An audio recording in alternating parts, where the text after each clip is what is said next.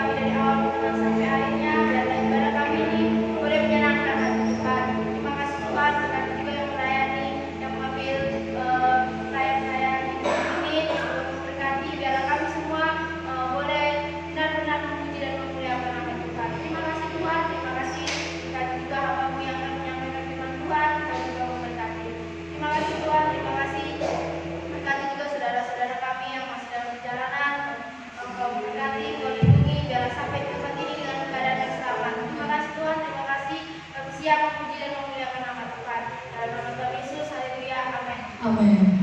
Shalom jemaat Tuhan. Saya undang jemaat untuk bangkit berdiri. Boleh memberikan senyum kepada kanan kiri depan belakangnya. Haleluya. Kita mau terus memuji memuliakan Tuhan. Sebab Tuhan baik dalam setiap kehidupan kita. Haleluya. Kita mau memuji memuliakan Tuhan. Yang mau berdoa tanpa berdoa jangan berdoa ya.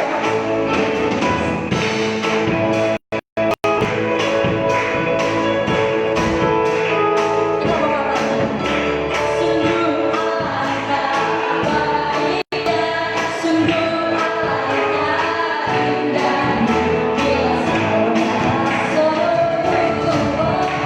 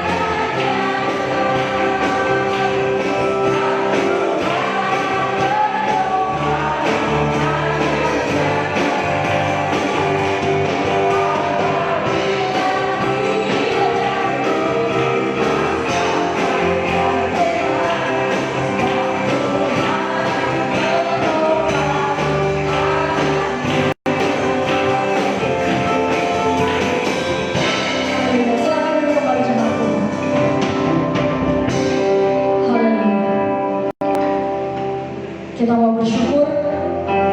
Kita ada hari ini itu semua karena anugerah Tuhan. Bukan karena kuat dan gagah kita, amin. Tapi semata-mata karena cinta Tuhan dalam setiap kehidupan kita. Karena berkat kemurahan Tuhan, karena kasih setia Tuhan. Kita mau bawa hidup kita, mau bawa hidup kita untuk mengikut Yesus.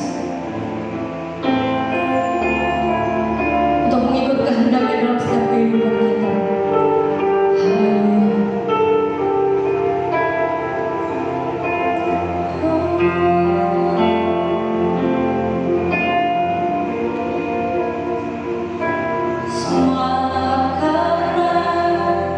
Haleluya.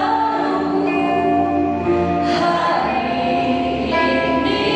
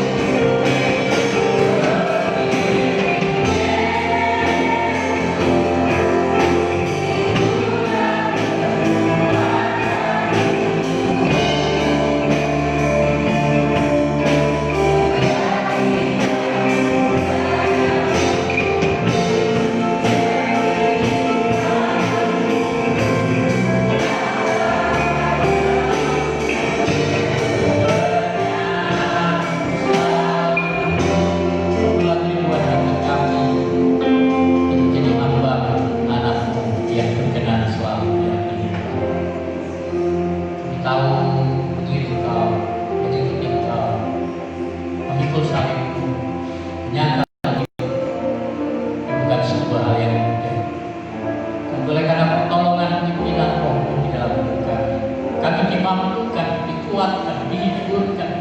Kami boleh terus tetap teguh berdiri di dalam kasih Tuhan, mengikuti jejak teladan kehidupan.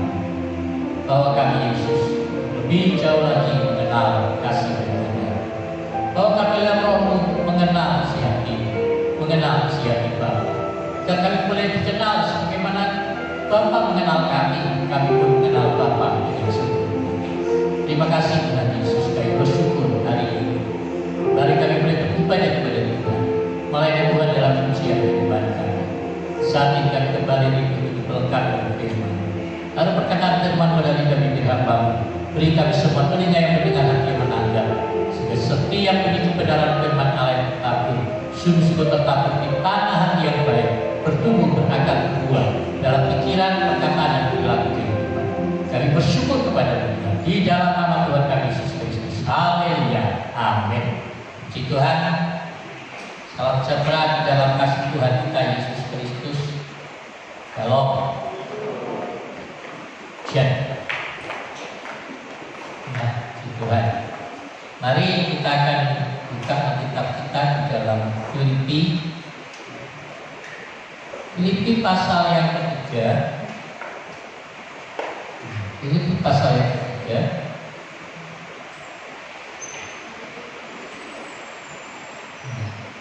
Filipi.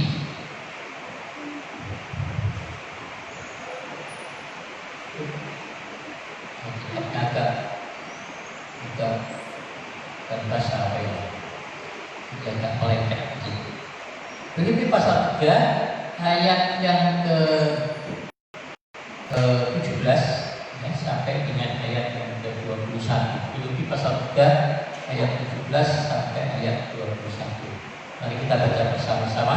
Judulnya berikutnya adalah nasihat-nasihat kepada jemaat. 1, 2, 3. Saudara-saudara, ikutilah teladanku dan perhatikanlah mereka yang hidup sama seperti kami yang menjadi teladanmu. Karena seperti yang telah kerap kali kukatakan kepadamu dan yang dinyatakan pula sekarang sambil menangis, banyak orang yang hidup sebagai seteru salib Kristus. Kesudahan mereka ialah kebinasaan, Tuhan mereka ialah perut mereka, kemuliaan mereka ialah aib mereka. Pikiran mereka semata-mata tertuju kepada perkara duniawi. Karena kewargaan kita adalah di dalam surga, dan dari situ juga kita menentukan Tuhan Yesus Kristus sebagai juru selamat yang akan mengubah tubuh kita yang hina ini sehingga serupa dengan tubuhnya yang mulia menurut kuasanya yang dapat menaklukkan segala sesuatu kepada dirinya. Gitu. Saudara, akhir-akhir ini saya semakin memperhatikan di medsos, meskipun saya tidak begitu antusias untuk mengikutinya. Itu perdebatan daripada hamba Tuhan, gereja-gereja ya, terutama itu GMS ya. Jadi beliau itu selalu memberikan pencerahan pengajaran-pengajaran baru gitu ya. Sekarang dia katakan bahwa ada pernikahan di surga nanti. Surga itu hanya pengulangan dengan apa yang terjadi di dunia ini ya. Saya nggak tahu dasar teologisnya dari mana, nggak ada di dalam kebenaran firman Tuhan. Dan kemarin di dalam sapaan pagi kalau saudara mengikutinya, tapi saya percaya tidak begitu banyak jemaat mengikuti renungan pagi saya setiap hari. Ya. Setiap hari dari Senin sampai Sabtu saya memberikan renungan pagi itu sekitar 7:30 sampai jam 8 itu di Facebook Epatah BBS kita ini. Ya. Jadi saya perhatikan, saya bagi share, setelah itu saya rekam di YouTube, saya bagikan juga kepada jemaat. Nah kalau di YouTube itu ketahuan berapa yang membaca baik melalui yang melihat itu melalui Facebook, melalui WA, terbesar itu memang melalui WA, baru melalui Facebook, melalui pembagian langsung gitu, ya. Tapi jumlahnya ini, kemarin ada 28 orang yang menikmati video itu, ya. Waktu belakang yang lalu-lalu ada banyak yang 50. Jadi saya situ ada catatannya dalam 1 bulan itu 4.000 jam tayang yang saya dari keseluruhan.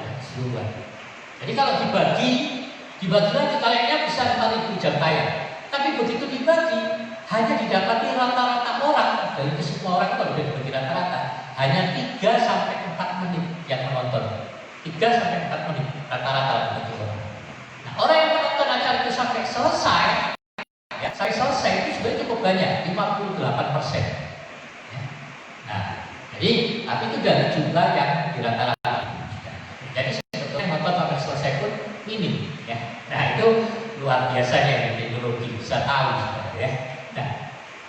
saya bersyukur adalah juga bahwa ini mulai mendapat respon, bukan dari jemaat, dari jemaat orang ya, dari gereja lain. Jadi hamba Tuhan ada berapa yang memberi saya, lalu mendiskusikan masalah mereka sehubungan dengan firman yang saya sampaikan. Dan yang kemarin itu rupanya topik yang cukup menarik ya, karena saya membahas soal malam-malam itu sebelum tidur saya baca di Facebook itu ya, ada seorang rekan hamba Tuhan, dia membagikan satu statement perkataan yang memprotes ya, protes Ahok begitu ya. Kenapa? Bukan masalah Ahok menikah lagi, tapi Ahok memberikan satu statement. Mungkin sudah nonton videonya, kalau saya tidak nonton ya, saya hanya dapat gambaran sekilas begitu, bahwa Ahok ini mencari pembenaran untuk perceraiannya. Dengan apa? Dia katakan bahwa, nah ini saya nggak tahu dia dapat pengajaran dari mana ini, tapi saya curiganya dia dapat pengajaran dari gereja yang melegalkan perceraian. Dan ada gereja di Surabaya itu pendetanya bercerai, suami istri ini dari pasangan masing-masing menikah, ya. Lalu melegalkan lagi. Jadi katanya kalau orang bercerai berarti bukan jodohnya dari Tuhan begitu. Nah, itu banyak pengikutnya pengusaha-pengusaha di Surabaya. Ya. Jadi kita nggak ngurusin soal itu. Nah, jadi dia begini, yang disampaikan itu sangat menarik. Maksudnya dia katakan bahwa Ahok itu mengatakan bahwa Paulus itu pernah menikah, bercerai dan menikah lagi. Nah, ini yang saya mau luruskan. Gak ada yang dari mana dia mengambil itu. Ya. Maka saya akan ulangi lagi sebelum kita kembali pada pokok bahasa kita ini. Saya akan ulangi itu, kita akan baca di dalam ini pernyataan dari Paulus ya, bukan Ahok ya. 1 Korintus pasal yang ke-7. 1 Korintus pasal yang ke-7. Di dalam ayat yang ke-27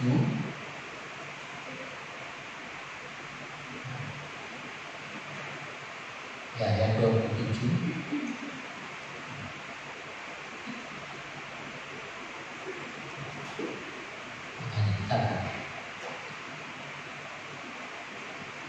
Jadi di dalam ayat pasal 7 nanti saudara baca itu di rumah, dari ayat 1 sampai 16 itu berbicara tentang bahwa tidak ada seorang pun boleh menceraikan, baik suami istri ataupun andai kata istrinya itu bukan orang yang beriman ya. Tapi ayat 7 dulu kita baca, 7 ayat 7 ya. Namun demikian alangkah baiknya kalau semua orang seperti aku, tetapi setiap orang menerima dari Allah karunia yang khas, yang seorang karunia ini, yang lain karunia itu ya. Nah, tetapi kepada orang-orang yang tidak kawin dan kepada janda-janda aku anjurkan supaya baiklah mereka tinggal dalam keadaan seperti aku. Tetapi kalau mereka tidak dapat menguasai diri, baiklah mereka kawin, sebab baiklah lebih baik kawin daripada hangus karena hawa nafsu. Ini pernyataan dari Rasul Paulus. Pernyataan ini menarik sudah. Nah, tapi saya tidak lihat bahwa di sini tersirat Ahok ini Paulus ini bercerai. Tidak. Tapi yang di sini yang saya lihat pernyataan ini menyiratkan bahwa Paulus tidak pernah menikah. Makanya dia bilang, dia katakan kepada kita di sini ya, alangkah baiknya kalau semua orang seperti aku. Dia semua nggak menikah, tapi setiap orang menerima karunianya yang khas, karunia masing-masing. Kalau kita membaca sebenarnya kan itu siratannya seperti itu. Kenapa?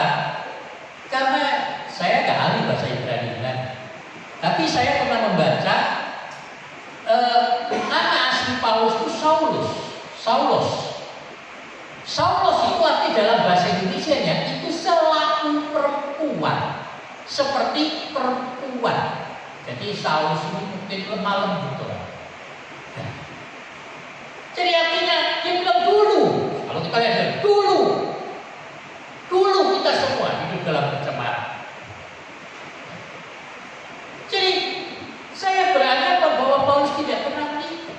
Mungkin dia dulunya punya kecenderungan untuk lebih menyukai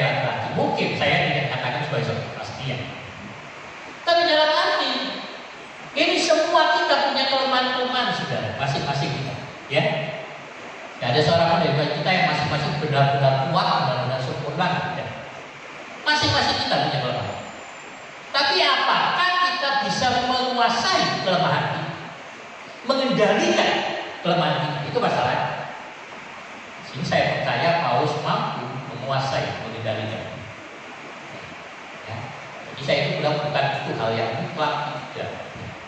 Tapi saya membaca dan kata Saulus. Nah, jadi saya katakan sebenarnya tidak ada alasan apapun yang dapat membenarkan terjadinya perceraian. Alasan apapun. Ya, meskipun ada yang dipakai kalau salah satu itu zina. Tapi itu bukan alasan. Kenapa? Karena yang pertama-tama adalah bahwa kita pernikahan itu disatukan oleh alasan. Nah, itu yang banyak orang kelirunya menggampangkan janji pernikahan itu karena pikirnya janji antara perempuan laki-laki, antara suami istri. Padahal tidak. Janji itu antara setiap pribadi suami dengan Allah, pribadi istri dengan Allah, untuk mengikatkan diri dalam persatuan pernikahan yang Tuhan mau. Janji itu kepada Allah, bukan kepada pasangan masing-masing, untuk mempertahankan pernikahan itu sampai akhir. Nah, jadi ada beberapa wanita, bukan jemaat, ya. Saya mohon maaf, ibu yang ya, saya nggak sebutkan namanya, cuman artinya ya, saya minta izin yang lalu yang satu. Jadi artinya saya katakan kepada mereka, karena ini lalu curhat sama saya, ya, ya katakan loh, justru pendetanya yang menyarankan dia untuk bercerai. Kenapa? Karena suami sudah tinggalkan dia, lari dengan wanita lain. Balik, sudah itu sudah beriman, tinggalkan. Tapi dia curhat sama saya nggak bisa. Di hadapan Tuhan tidak pernah ada perceraian, apa yang sudah saya lakukan. Di hadapan hukum orang bisa bercerai. Tapi saya bilang, kalau kamu mau bercerai secara hukum, itu hanya supaya hak-hak hukummu dipelihara, dijaga. Tapi di hadapan Tuhan, kamu tidak bercerai. Ya karena itu hak hukum. Kenapa? Karena dia punya anak. Dia takut kalau suaminya udah sekian tahun kan tinggalkan rumahnya, dia menuntut percayaan setia. Dia takut suaminya udah punya anak balik menuntut rumah. Sedangkan dia katakan di rumah tuan. Jadi dia bercerai untuk memastikan hak hukum atas anak-anaknya, supaya rumah itu menjadi milik anak. Tapi dia katakan kepada mereka ini, kamu bertanggung jawab pada Tuhan, suami bertanggung jawab pada Tuhan. Sekarang kembali kepadamu, kamu mau ikut tidak firman Tuhan, kehendak Tuhan, tujuan Tuhan di dalam hidup, tujuan Tuhan bagi kita masing-masing. Makanya selalu saya katakan, kalau ada yang Tuhan mengenai suami, mengenai istri sama saya selalu bilang saya tidak ada urusan sama suami, saya tidak punya urusan sama istri. Jadi jangan harap saya datang ke sana lalu menolong kamu melalui enggak. Tapi saya mau kamu berurusan dengan Tuhan. Kalau kamu mau, saya akan layani kamu. Kalau tidak mau, cari pendeta lain, saya tidak melayani. Saya berurusan dengan kita, dengan Tuhan.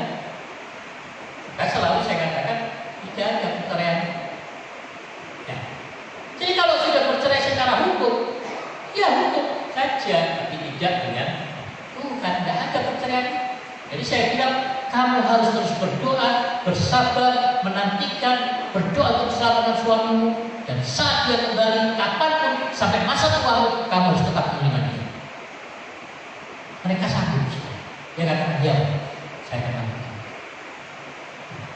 Dan masing-masing bertanggung jawab kita kepada Tuhan secara pribadi. Saya tidak mengurusi rumah tangga orang lain, kalau rumah tangganya apa? Ya. Saya mau meluruskan kebenaran firman. Jadi tidak ada pendeta manapun yang bisa katakan, boleh bercerai, boleh. Ya, kenapa saya bawa ini? Karena ini hal yang penting sekali kita. Ya. Jadi kita masing-masing bertanggung jawab kepada Tuhan. Setiap kita secara pribadi punya tujuan masing-masing dengan Tuhan. Ya. Kalau mau hidup enak, hidup bebas di dalam Tuhan, ketika dalam Tuhan, terus saya bilang, jangan ngurusi orang lain. Artinya masing-masing orang punya urusannya sama Tuhan. Tugas kita itu apa? menjadikan diri kita teladan.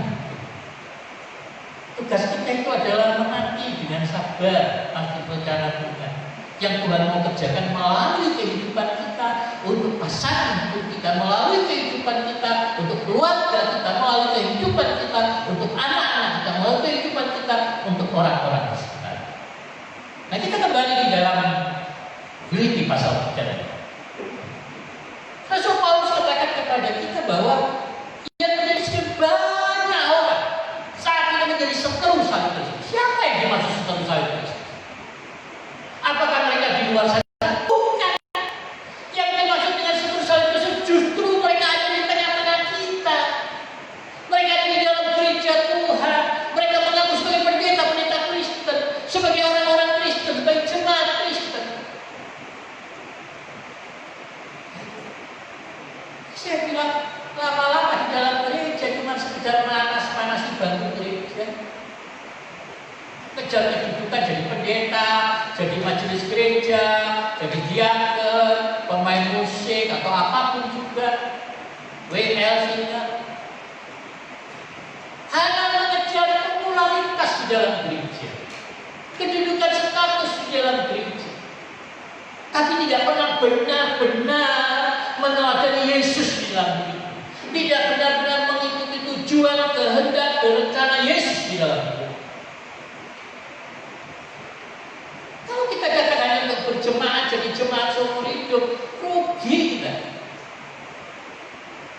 Saya bilang sama anak-anak yang mau dibaptis itu, yang ikut PA, tujuan ikut Yesus itu bukan keuntungan, bukan untuk berkat-berkat, bukan. Tapi saat kau menyerahkan dirimu kepada Yesus, mempercayai Yesus dengan imanmu, bahwa Yesus sudah mati untuk membeli kau dengan darahnya, itu satu kontrak mati sama Yesus. Bahwa kau sudah menjadi miliknya.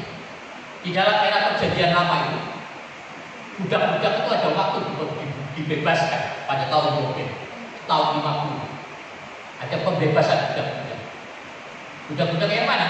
Budak-budak Ibrani.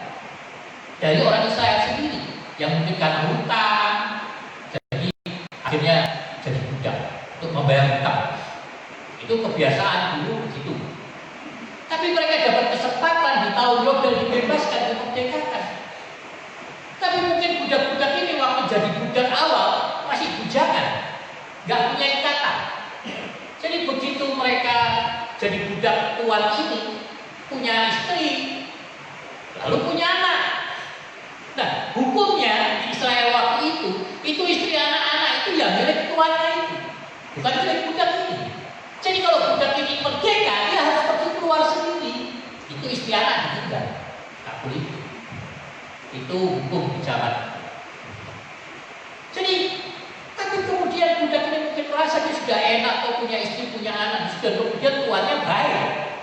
Kalau dia di luar di zaman itu, tidak gampang hidup sebagai budak yang merdeka itu enggak mudah. Kalau ketangkap pedagang budak, bisa diperbudak lagi dia. Zaman itu ya, hukum tidak ada kepastian hukum.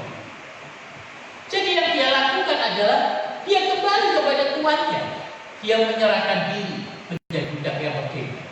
Minta diperbudak. Nah inilah dulu itu untuk tindik telinga. Jadi budak ini akan dibawa ke dinding tiang rumah itu, karena rumahnya bukan kayu semua ya. Jadi telinganya itu ditindik ke tiang. Itu sebagai tanda simbolisasi bahwa dia menyerahkan diri menjadi budak secara sukarela. Kita semua ini adalah budak dosa, budak iblis. Yesus menyerahkan nyawanya mati di kayu salib, membebaskan saudara dan saya dan saudara. Kita ini merdeka, kita orang merdeka yang dibebaskan. Kita bukan diperbudak oleh Allah, tidak. Allah tidak mau memperbudak kita. Tapi sebagai orang merdeka ini, kita dapat datang kepada Tuhan menyatakan iman kita. Baptisan air itu adalah wujud pernyataan iman kita, wujud percaya kita pada Yesus, wujud satu wujud kontrak kita kepada Yesus bahwa kita akan mengikut Yesus seumur hidup kita, selama-lamanya, sebagai orang merdeka di dalam Tuhan. Dan luar biasanya kita datang, dia menerima kita.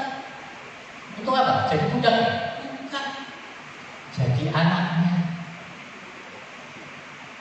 Pernah lihat film Ben Hur?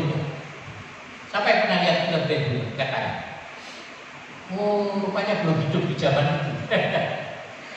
Ini film Ben Hur ini ya, seorang Ibrani, seorang budak ya. Dia difitnah dia.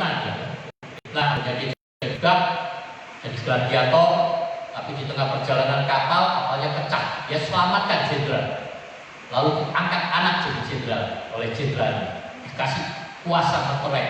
Dan dia kembali ke Yerusalem untuk menolong ibu sama adiknya. Tapi ternyata ibu dan adiknya menjadi penderita kusta, jadi mereka terusir. Ya, pada akhirnya dia membunuh orang yang memfitnah dia juga, sahabat yang memfitnah dia.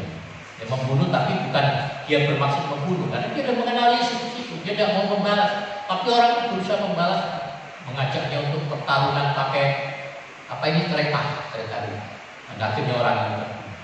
Habis itu film itu berakhir pada penyaliban Yesus. Ya, luar biasa, film lama, kuno sekali. Ya, waktu saya masih remaja. Jadi kalau ada yang nggak nonton saya maklum, belum hidup Pak. Tapi dari muda, dia orang merdeka, jadi muda, jadi orang merdeka lagi, dia langsung jadi anak jenderal. Kita ini bukan sekedar anak jenderal, anak jenderal, saudara jenderal, bintang yang nggak terhitung. Jadi jangan ada yang merasa nggak punya apa-apa, masalah sendiri. Kita punya bapak itu bintangnya nggak terhitung. Jenderal mana yang bintangnya nggak bisa dihitung? Nggak ada bisa dihitung bintang-bintangnya itu. Tapi kita punya bapak jenderal yang bintangnya nggak terhitung. Nah, jadi itu adalah sebuah ikatan perjanjian kita dengan Allah, baik baptisan, baik pernikahan. Ya. Kita adalah, Paulus katakan, baik kita hidup, kita mati adalah milik Kristus. Jadi mari kita kembali kepada diri kita dulu sendiri secara, ya. Coba kita baca kembali di dalam Filipi itu pasal 3 tadi. Filipi. Nah, saudara-saudara, ikutilah teladan dan perhatikanlah mereka yang hidup sama seperti kami yang menjadi teladanmu. Jadi masing-masing kita secara pribadi harus berpikir, bertindak apa? Kita mengikuti teladan Kristus supaya orang lain bisa mengikuti teladan hidup kita. Mengikuti jejak langkah Yesus. Saya katakan pada anak-anak ini, kita itu tidak selamanya, setiap kita itu punya teladan yang baik di dalam rumah kita. Dari orang tua kita, dari kakak kita, dari teman kita, dari orang gereja kita, dari pendeta sendiri mungkin, dari saya mungkin. Kau tidak selalu mendapatkan keteladanan yang baik. Tapi itu bukan menjadi satu alasan, bukan menjadi satu tolok ukur untuk kita tidak mengerjakan apa yang terbaik menurut kehendak Tuhan.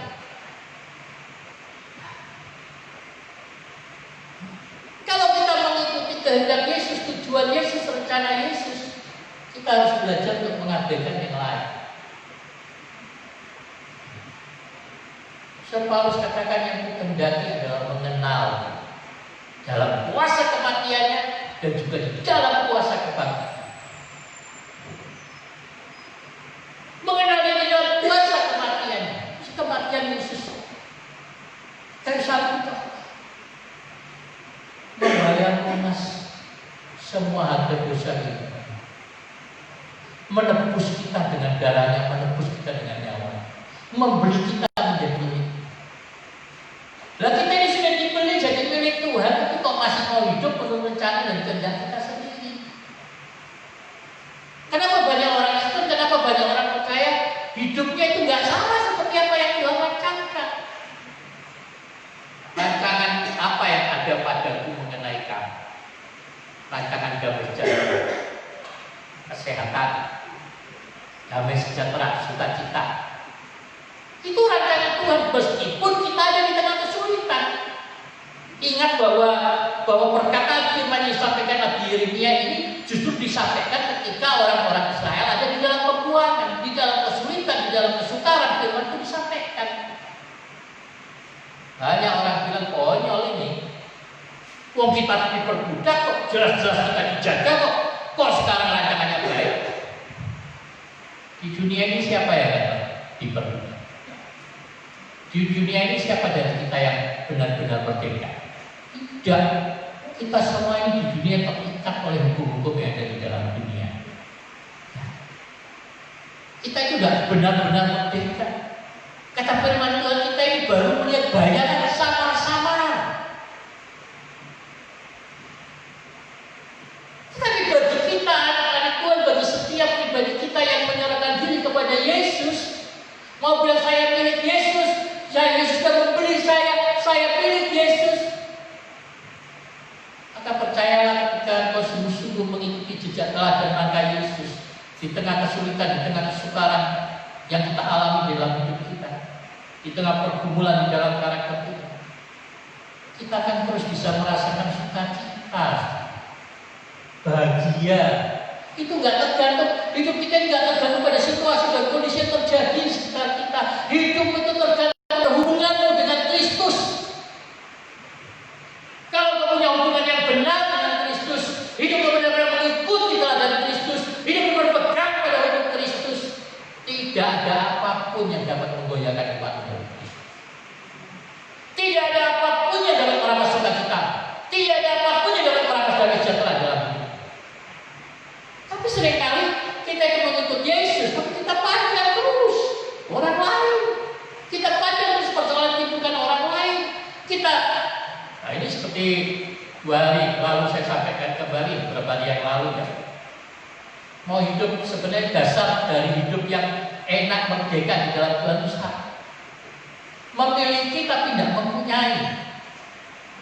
Sadar kita memiliki segala sesuatu yang Tuhan percayakan, tapi itu bukan milik kita, itu milik Yesus.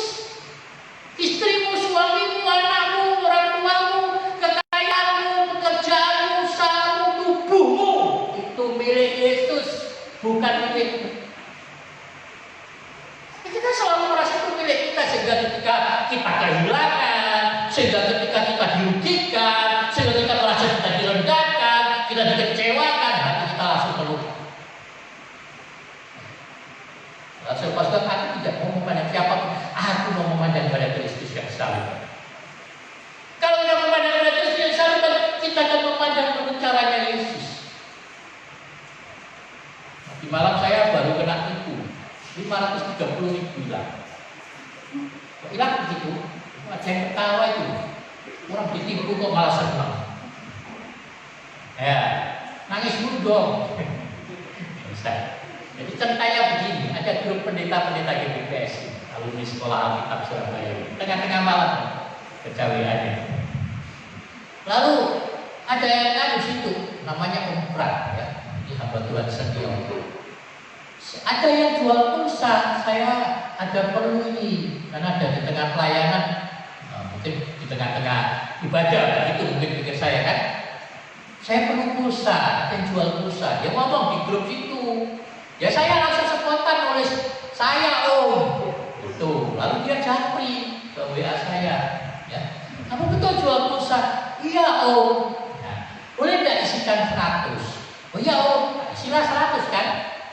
Dan lama dia WA lagi. Boleh tambah 300, tapi 300 untuk saya bagi ke keluarga. Saya salah baca, akhirnya 30.000. Baru dia WA lagi. Kamu kayak salah kirim, saya minta 300. Aku iya Om, sorry. Saya kirim lagi 300. Berapa?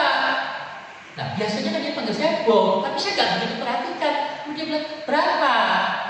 Saya bilang 430. Nah karena 100, 300 sama 30 kan. Terus dia bilang bisa nggak tambah 100 biar genap 500? Nanti saya lebihkan. Tuh saya nggak lihat pada lebihkan ini enggak 100, tapi karena masih ada saya kirim lagi 100. Nah ini berikutnya dia bilang, dah lama dia biar lagi. Bisa tidak kamu tambah 300? Karena ada keluarga belum saya bagikan. Ngapain dibagi ke keluarga?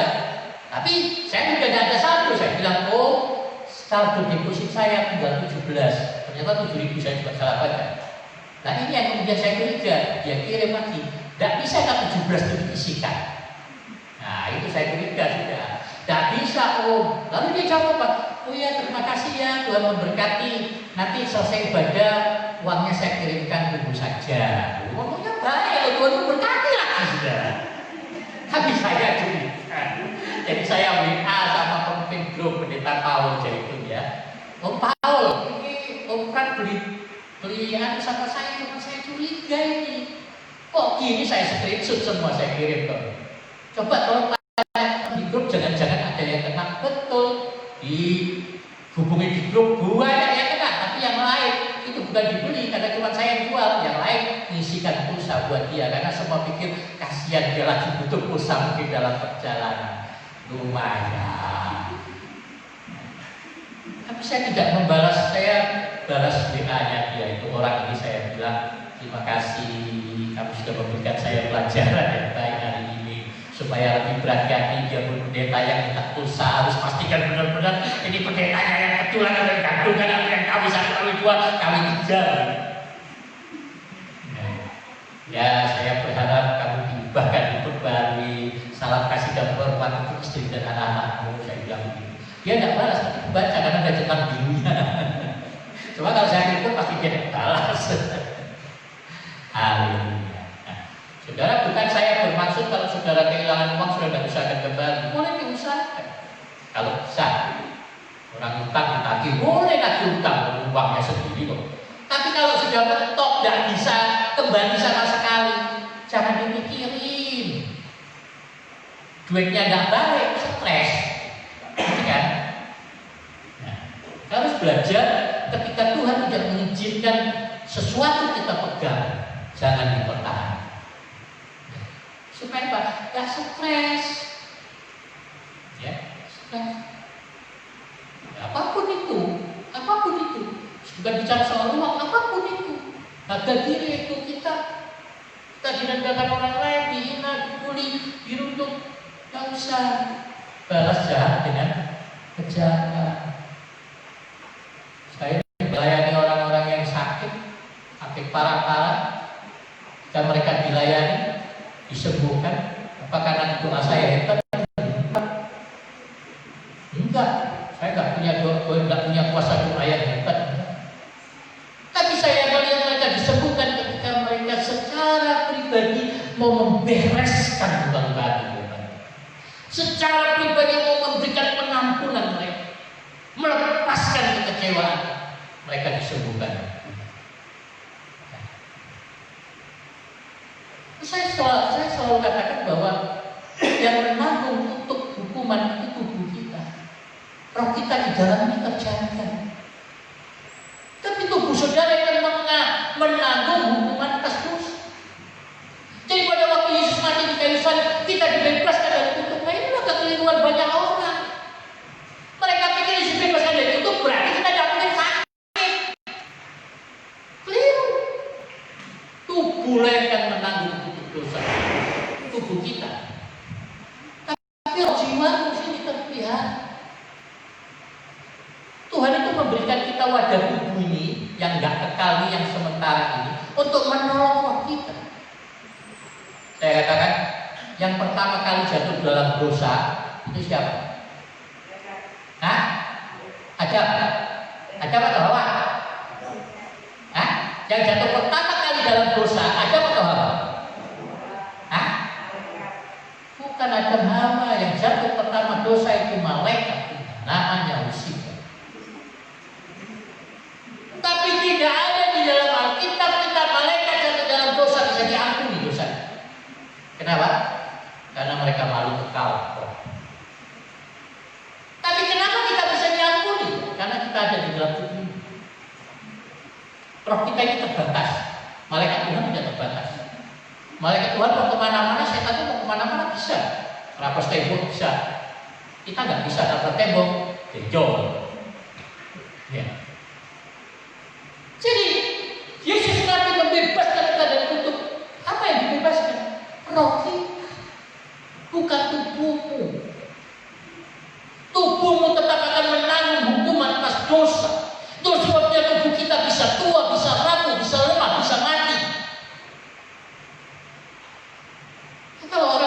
acara apapun itu banyak pendeta juga pada tanggal itu, silakan. Tapi faktanya pada prakteknya saya melayani banyak orang, ada banyak orang terikat oleh kutub di dalam kutub keturunan. Banyak orang, oh sudah dibebaskan oleh Yesus. Ya. Makanya kalau sekarang orang kenal gen penyakit diturunkan. Kalau saya itu kutub, karena diturunkan dari generasi ke generasi. Dan beberapa dari mereka waktu dilayani, didoakan, mereka memutuskan kutub-kutub itu, ternyata mereka disembuhkan, dilepaskan. Jadi Tuhan itu sudah beri kuasa kepada Tuhan, sudah beri kuasa kepada saya. Tuhan sudah beri firman itu, Tuhan sudah beri pengurapan kepada. Jadi siapa yang bertindak? Kita. Engkau sudah punya selengkap senjata Allah itu, gunakan itu. Jangan berdoa terus minta. Banyak orang minta, aku minta doakan, tapi dia sendiri tidak mau bertindak untuk mengampuni. Dia tidak mau bertindak untuk melepaskan kekecewaan. Dia tidak mau bertindak untuk berubah. Tidak ada gunanya. Makanya selalu saya katakan, kalau minta doa jangan sama saya nggak minta berdoa, minta pendeta lain. Tapi kalau engkau mau membereskan masalah di depan Tuhan, kalau engkau mau mencek seorang pemenang, saya bisa tunjukkan jalannya. Tapi siap atau enggak? Kan? Di pagi-pagi ada yang kita bukan jemaat sih. Jangan tersinggung Pak ya, saya ngomong. Tapi yang nonton tersinggung. Dia bilang, Om, saya masih terikat dengan ini gimana? Saya berikan 6 jalan. Lalu 1, 2, 4, 5, 6. Lalu ketiga, tanda tanya. Lalu dia bilang, yang ketiga itu apa? Selesaikan dulu yang lain itu, baru nanti ngomong yang ketiga sama saya. Tapi mulai dari saya. Artinya masing-masing kita sadar bahwa kita itu secara pribadi dibeli oleh Yesus, menjadi milik Yesus, menjadi milik Yesus. Seutuhnya, sepenuhnya. Tuhan itu membeli kita untuk apa? Selalu saya katakan, manusia berpikir Yesus mati untuk kepentingannya. Makanya kita di gereja pun diajar untuk rugi. Kembalikan perpuluhan, kasih persembahan, Tuhan kembalikan 30, 60, 100 kali ganda. Emang Tuhan itu rentenir? Enak aja. Kalau Tuhan juga membeli kita, masa ada hitung-hitungan sama Tuhan? Aneh kan? Sudah dibayar, masih hitung-hitungan lagi kan? Nah. Tidak. Jadi kita melihat Yesus hidup untuk rencana tujuan Yesus saja semata-mata, tidak ada yang lain. Maka kalau kau melakukannya, kau akan mendapatkan sungguh kebahagiaan. Tapi kalau kita selalu berpikir Yesus mati buat saya, berarti saya yang paling penting di sini. Berarti apapun itu untuk saya. Nah, kita dengan Tuhan, kita sudah memberi. Apalagi kalau kita sudah tambah, kita memberi, mengembalikan persepuluhan, kita nyumbang paling gede di gereja. Kita merasa, tidak. Saya sudah berkorban, Pak. Korban. Bukan tubuhmu itu milik Yesus. Lalu apa yang kamu korbankan kalau itu milik Yesus? Enggak, kan kamu sudah mempersembahkan sesuatu. Yang kamu persembahkan itu milik Tuhan, bukan milik itu juga. Lalu kok kita merasa Tuhan berhutang sama kita? Kan jadi lucu. Kita yang berhutang kepada Kristus. Jadi mari sadari bahwa kita yang berhutang kepada Yesus, bukan Yesus yang punya hutang kepada kita. Maka kita lakukan apa yang menurut kehendak kita, mengerjakan apa yang menjadi kehendak kita. Gampang atau gampang? Gampang atau gampang? Ya gampang, nggak gampang juga. Gampang selama kita benar-benar menyadari bahwa kita milik Kristus. Tidak gampang kalau kita masih merasa itu punya kita, itu hati. Saya tinggal pilih. Apakah kita mau mengikuti Yesus tapi tetap menjadi seteru daripada salib Kristus? Ini katakan banyak orang yang hidup sebagai seteru salib Kristus. Hidup di dalam Yesus tapi menjadi seteru dari salib. Ya kita sungguh jadi anak, jangan jadi seterus saling terus. Makanya banyak orang Kristen merasa kok jadi orang Kristen nggak enak, jadi pendeta nggak enak. Makanya dia banyak pendeta jadi mualaf sekarang. Kenapa? Karena mereka tidak sadari mereka menjadikan hidup mereka menjadi seterus Kristus.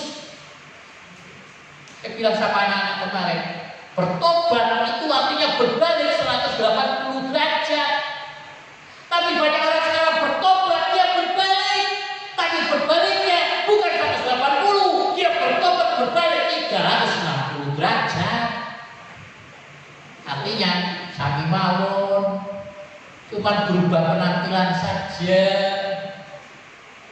Ya, saya kalau tiap hari kemana-mana lebih suka jalan APD, kausan, pendeta rahina.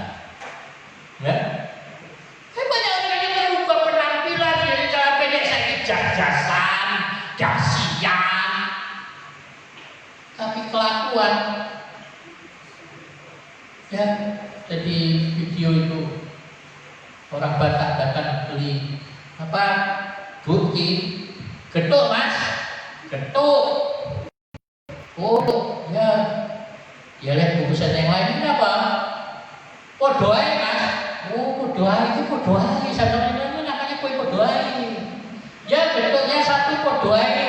Itu yang terus yang ini bungkusan yang ini apa? Oh, sate mawon. Oh iya, sate mawonnya satu. Yang itu setunggal ya. Oh, setunggalnya satu. Dia beli 4 bungkus, dia nggak tahu itu bentuk semua.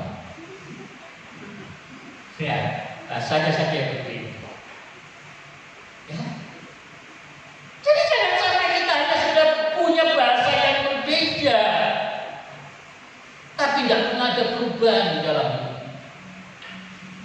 Ada seorang pendeta kita yang sempurna, saya masih bisa bikin salah dan masih banyak salah. Tapi saya selalu berusaha untuk menjadikan diri saya teladan karena saya mau meneladani Kristus. Dengan anak ini PA ya, ya pun saudara nggak mau baptis, saudara boleh tetap ikut PA-nya, bukan modul berjemaat lagi. Nah, nanti kita juga akan buat PA untuk dasar berjemaat. Ini anak-anak, ini saya bilang, saya belajar untuk menjadikan diri saya teladan. Makanya PA itu nggak ada bayaran, nggak ditarik bayaran. Itu upahnya saya kopi bayar. Ya, tapi kalau mau ada kasih persembahan kasih saya terima. Oh, ketawa semua itu anak-anak. Intinya apa? Nggak ada yang mau bayar. Dan saya tidak ditanya. Ya. Nah, hati-hatinya saudara. Kalau kita mau mengajak orang lain menjadi teladan kita harus terlebih dahulu mengikuti teladan Kristus. Hanya orang tua jalannya, ayo cepat itu, dioprak aja, sekolah minggu. Orang tua sendiri malas sekolah, sekolah minggu, orang tua sendiri malas. Saya bilang anak-anak ini, kau belum tentu mendapatkan keteladanan yang benar. Jangan menjadikan itu alasan untuk kau tidak bisa meneladani Kristus. Jangan jadikan alasan ketika kau melihat para pemimpinmu, para tokoh rohanimu, pendetamu, majelis gerejamu tidak melakukan apa yang menjadi kehendak Kristus, lalu itu menjadi alasan untuk tidak melakukan hal yang sama. Rugi. Nah, masing-masing kita bertanggung jawab kepada Yesus. Saya bilang kemarin lalu, orang Jawa bilang istri itu garwo, sigarane nyawa, setengahnya nyawa. Suami nunut katanya ngerokokan. Kalau suaminya mbak ke surga ya ikut ya. Kalau ke neraka ya terpaksa harus ikut, mau apa lagi? Ya. Itu filsafat umum. Ya ada benar. Tapi di dalam Yesus kita tidak bisa pakai. Kenapa? Karena masing-masing kita itu mempelai Kristus. Ini yang Tuhan tempatkan sementara di dunia ini bukan mempelaimu yang asli. Engkau hanya mengikat pada pernikahan selagi engkau hidup, engkau mati selesai. Jadi jangan sampai ketika mau mati pesan sama suami, awas kalau nanti saya mati, kamu kawin lagi saya cekat kamu.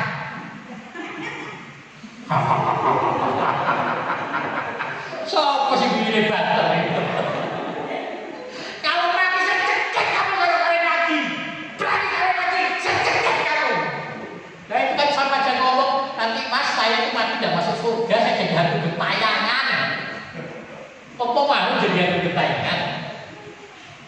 Nah, kan? Kalau sudah meninggal salah satu mau menikah lagi ya silakan. Cuma memang kadang-kadang orang nggak kenal etika. Ada beberapa teman bahkan pendeta baru mati saja 2 minggu sudah kawin lagi ya. Kaget saya cuma gitu. Baru 2 minggu yang lalu. Iya Pak, itu undangan sudah ada. Kalau poin sudah punya simpenan sebelumnya Pak.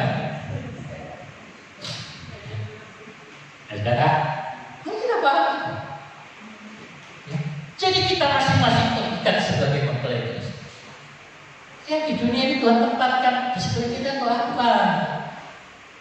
Mereka orang-orang yang Tuhan tempatkan untuk menolong, mempertajam karakter, untuk menolong, mempertajam. Firman Tuhan berkata, besi mempertajamkan besi, orang mempertajam sesama. Jadi jangan buru-buru kesel sama orang yang mengecewakan, sama orang yang merugikanmu. Mereka menolongmu, mengajarmu. Kalau tadi malam saya ketemu orang untuk menolong saya untuk lebih berhati-hati di kemudian hari. Tidak begitu mudah mempercayai begitu. Ya, tapi saya paling mudah mempercayai orang sebenarnya. Tapi mari masing-masing kita belajar. Saya pun masih belajar. Selama kita hidup kita akan terus belajar. Hanya orang mati yang perlu belajar. Kita akan terus belajar. Saya percaya, ya saya bukan percaya perkataan Pak Erastus bahwa nanti surga itu pengulangan yang di bumi. Enggak. Kalau pengulangan di bumi, repot. Surga akan menjadi tempat yang merepotkan. Tapi saya percaya bahwa Allah itu membutuhkan orang-orang kepercayaannya untuk memerintah sebagai raja besar. Dan di dunia ini saat ini dengan profesi kita masing-masing, kita belajar pada tempat yang memang Tuhan khususkan dalam hidup. Tapi yang paling penting dari semua itu, dari semua pembelajaran itu adalah Tuhan yang mencari orang-orang yang karakternya selaras dengan Dia. Orang-orang yang karakternya identik dengan Yesus. Dan untuk kita bisa menjadi identik itu hanya saat kita mendapatkan bagian dari gen, dicangkokkan di sini.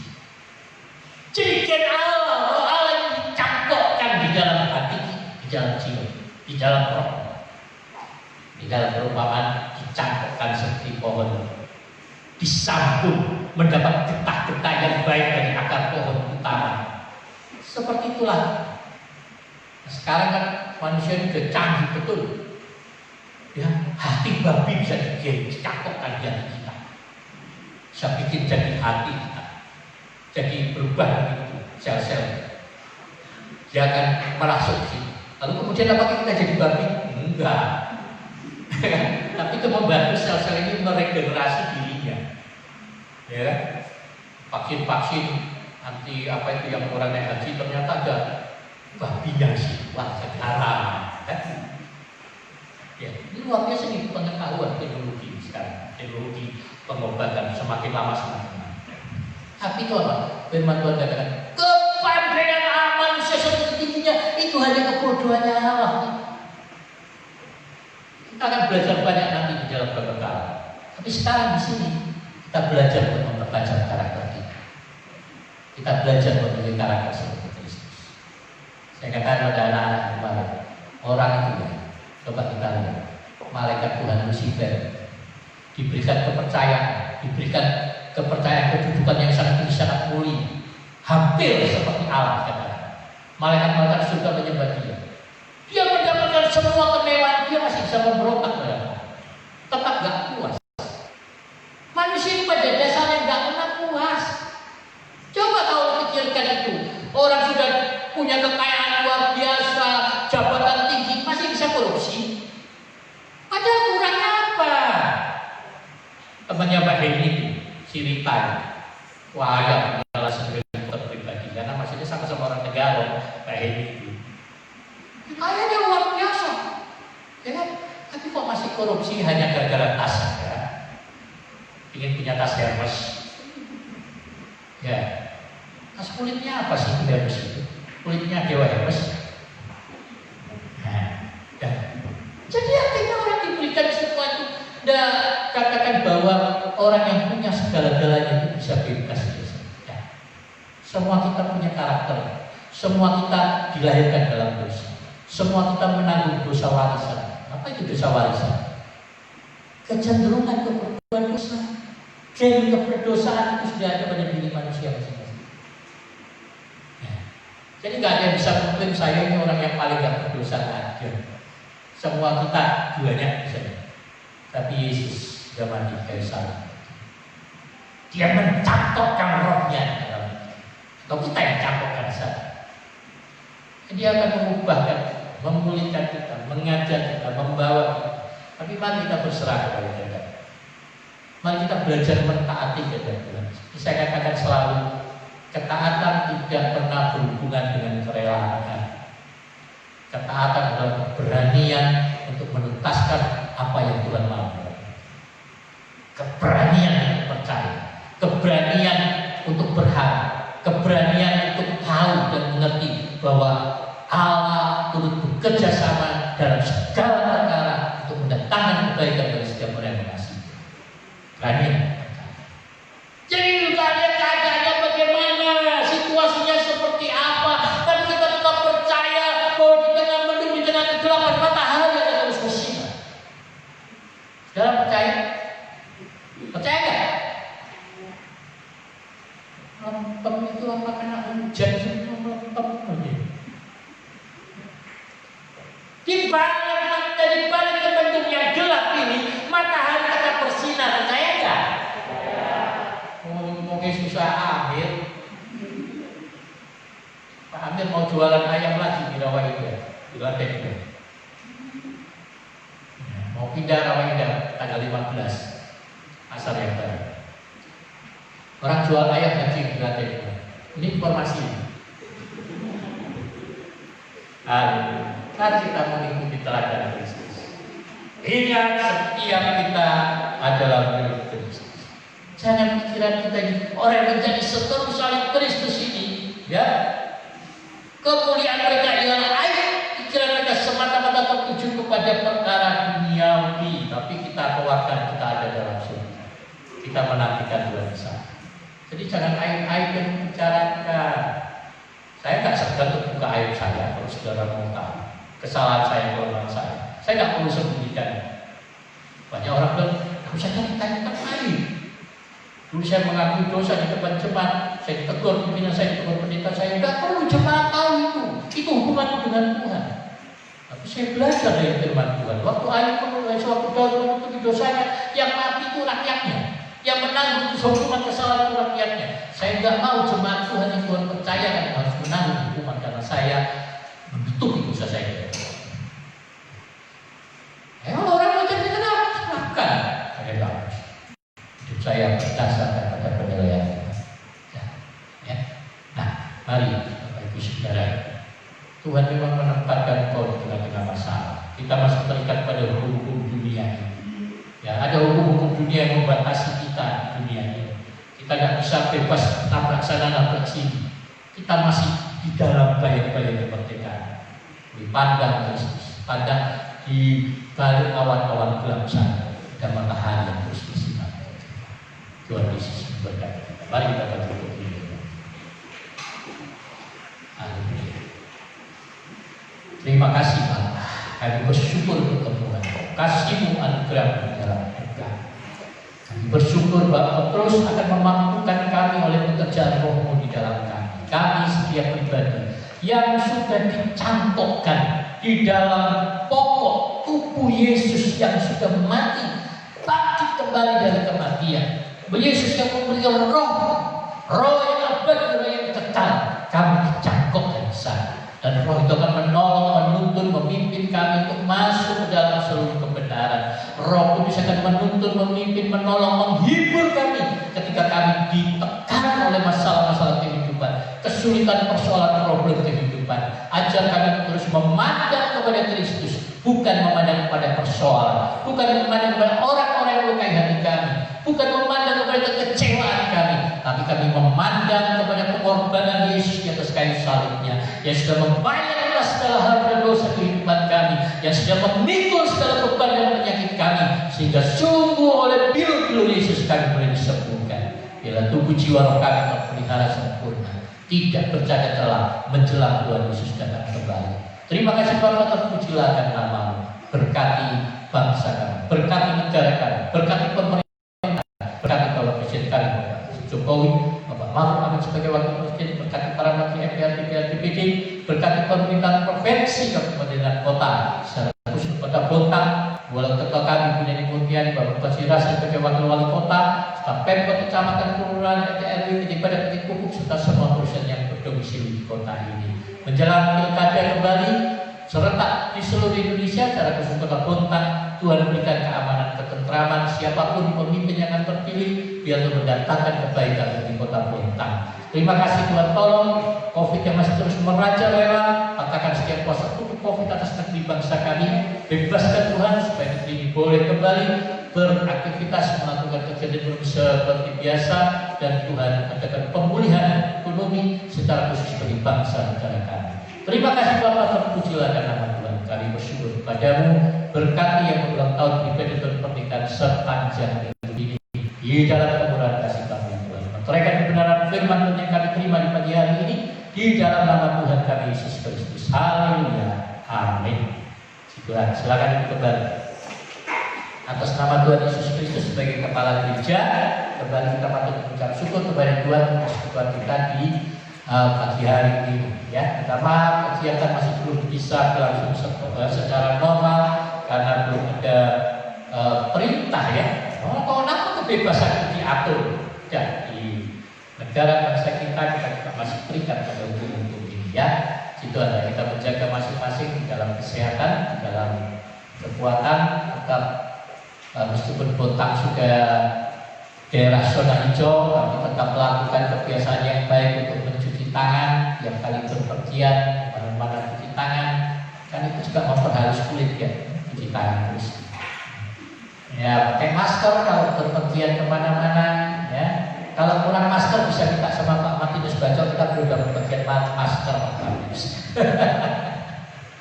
Begitulah. Nah, tapi untuk anak-anak itu, ini kemarin kan Sabtu, Senin. Cuman saya lihat itu kok tambah tebel resikonya. Jadi karena ada isian-isian, ada PR yang harus dibawa pulang. Jadi untuk anak-anak itu yang baptis ini, yang ikut PA ini saya usulkan untuk Senin sama Rabu. Jadi akan tengah-tengah itu kalau kerjaan PR. Nanti kalau mepet-mepet ngerjain PR-nya akan kasihan juga gitu ya. Jadi anak-anak boleh ya Senin sama Rabu, boleh itu? Boleh enggak? Boleh, oh boleh mau ya. Senin sama Rabu jam 7 malam. Hah? Hah? Bukan, kemarin ini Senin sama Sabtu. Sabtu ke Seninnya itu loh, Hah? Loh, Senin ke Rabu kan Senin ada Selasa dan Rabu. Oh lah itu.